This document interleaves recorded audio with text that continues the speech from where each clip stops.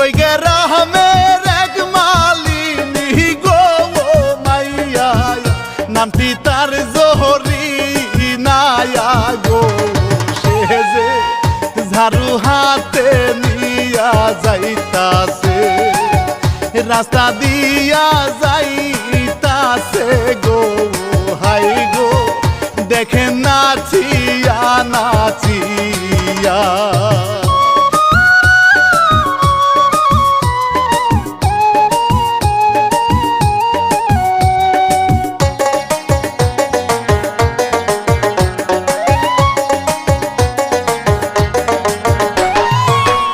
হঠাৎ শিশুর কান্না শুনে গো জরিনায় রাস্তায় গেল থামিয়া।